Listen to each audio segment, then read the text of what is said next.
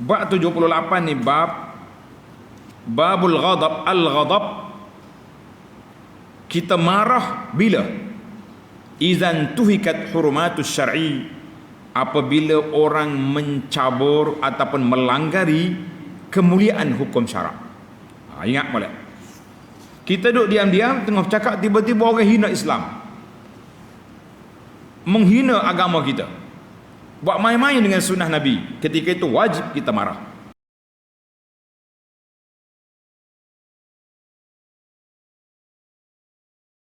Saya ni orang lembut, orang tak marah dengan orang. Kalau orang hina kita, kita tak marah, tak apa. Orang hina agama kita tak marah, itu orang bodoh nama lah kita. Orang penakut. Kalau orang kampung Kelantan dia panggil orang tak puk lah kita. Maknanya orang hina agama diam. Leis.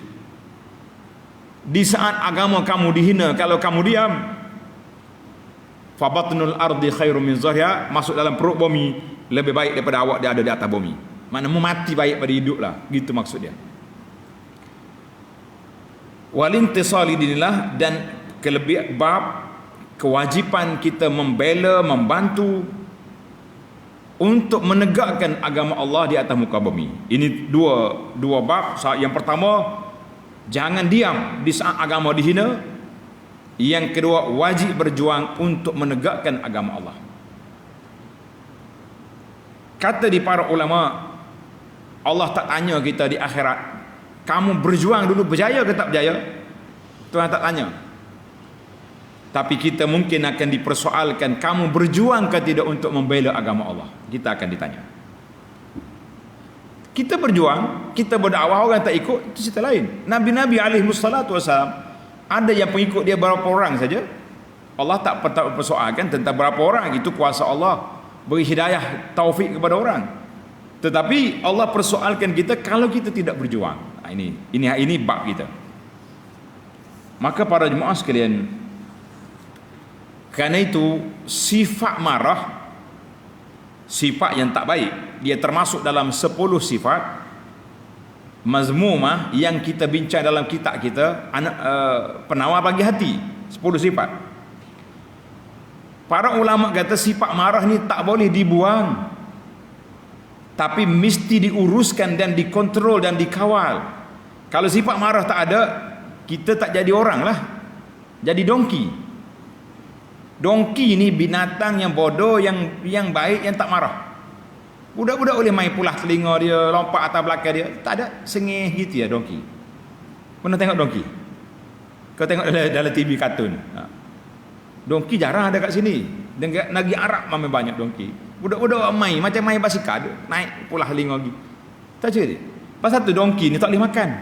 Binatang bodoh.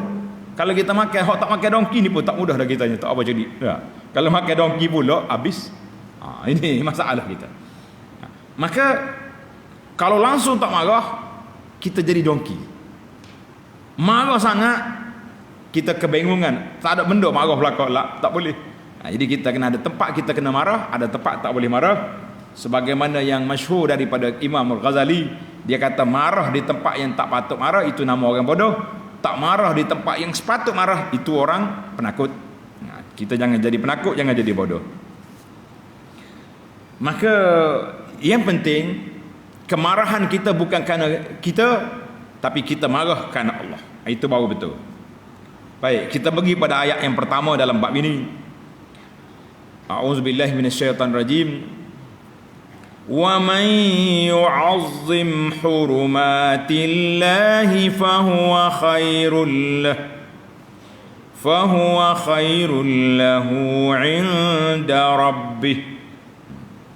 Surah Al-Hajj ayat 30. Dan sesiapa mengagungkan, menghormati, membesarkan perkara yang terhormat di sisi Allah Azza wa Jalla, hormat, dia panggil hormat ni perkara yang dihormati, jangan dilanggari, ataupun dia panggil syiar agama Allah.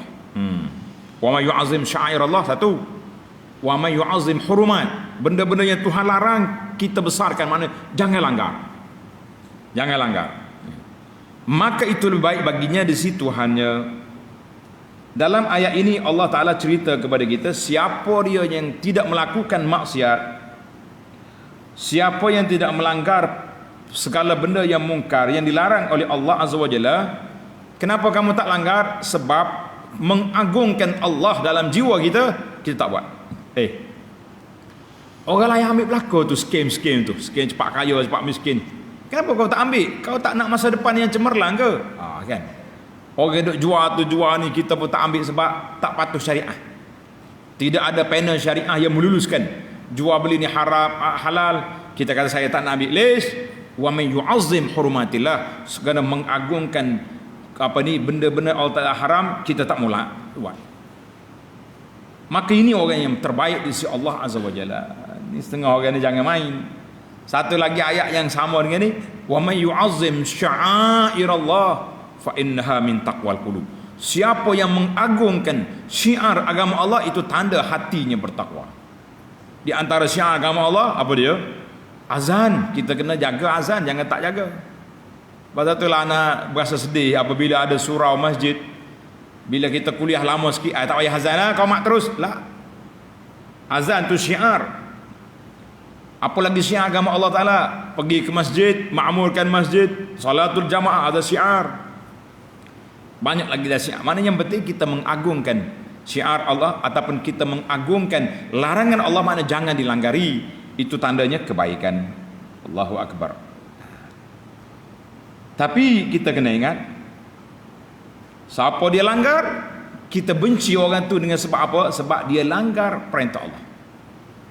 Contohnya kita sebutlah Pok Dogo ni suka buat maksiat, zina, macam-macam. Kita benci kepada dia sebab apa? Sebab maksiat yang dia buat. Tapi dia atas nama orang Islam, kita tak benci. Kita benci perangai dia. Kita kena asingkan.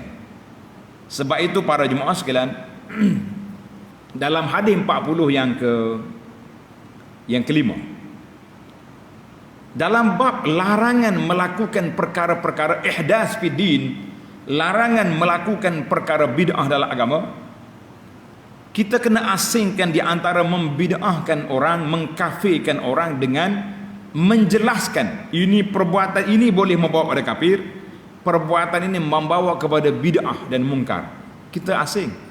Orang yang bagi tahu jangan kata dia ni suka dia cuma bagi tahu benda ni tak baik, benda ni boleh membawa kepada kekufuran, bukan mana mengkafirkan orang. Itu baik. Baik para jemaah sekalian, kita pergi pada ayat yang kedua dalam bab ini. In tansurullaha yansurkum wa yusabbit aqdamakum.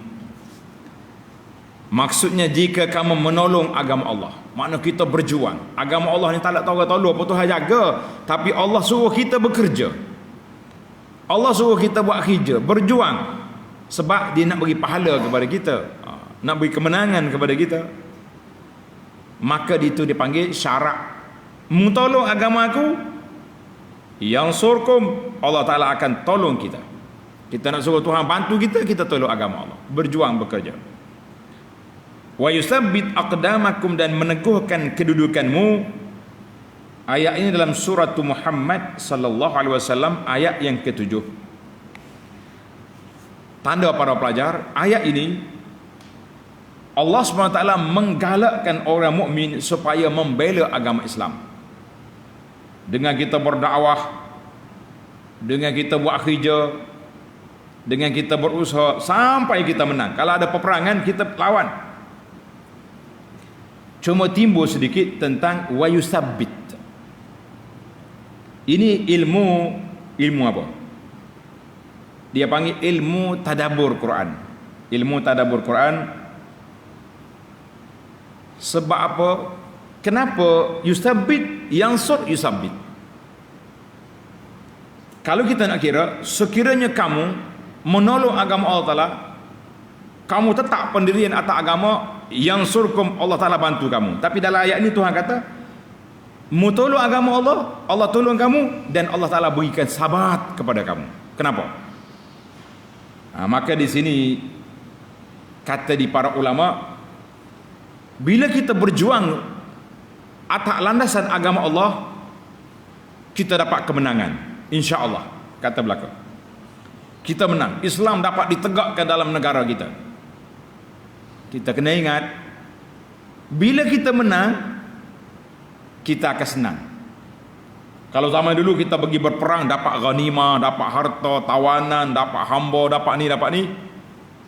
Kalau zaman kita hari ni, kita menang, kita dapat jawatan. Boleh jadi ketua, boleh jadi menteri, boleh jadi. Maka di sinilah bermulanya medan ujian. Waktu susah dulu, sama-sama tak ada piah, tak ada apa ni, tem biskut. Nah, boleh lagi, masing-masing istiqamah. Tapi bila sudah menang, di situlah timbulnya ujian. Mu istiqamah ke tidak?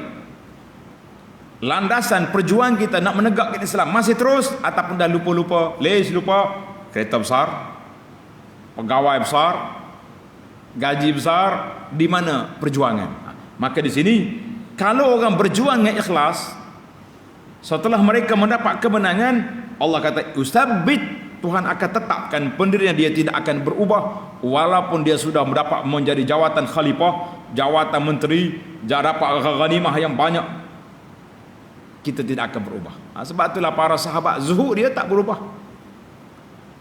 Bahkan Sayyidina Umar bin Abdul Aziz rahimahullahu taala, Umar bin Abdul Aziz ini masyhur dengan seorang yang hebat, bangsawan, menantu khalifah, kaya raya. Bila dia naik jawatan jadi khalifah Umar, bertukar 360 darjah. Sop yutan. Umar bertukar menjadi seorang khalifah, al-khalifatuz zahid, khalifah yang zahid. Terkejut orang, Umar, dulu kamu hebat, kuda kamu berhias, begini-gini comel. Waktu tu boleh jadi khalifah. Sekarang ni jadi khalifah patut lagi cantik lah. Bila jadi khalifah bertukar pula jadi zuhud, les. Tengok ini, yusabbit aqdamakum.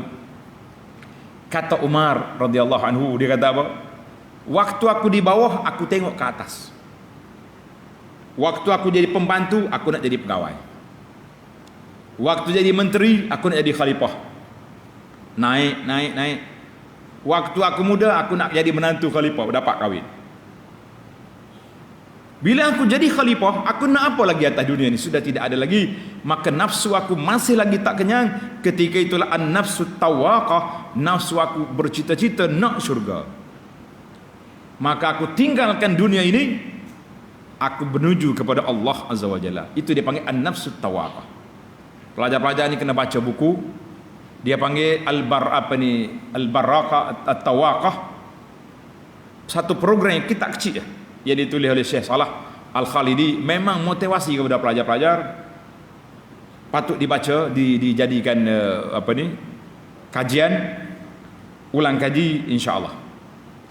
Itu dipanggil jiwa manusia. Mana dalam ayat ini Tuhan kata, kalau kamu berjuang ikhlas, Allah Taala akan sabatkan kamu.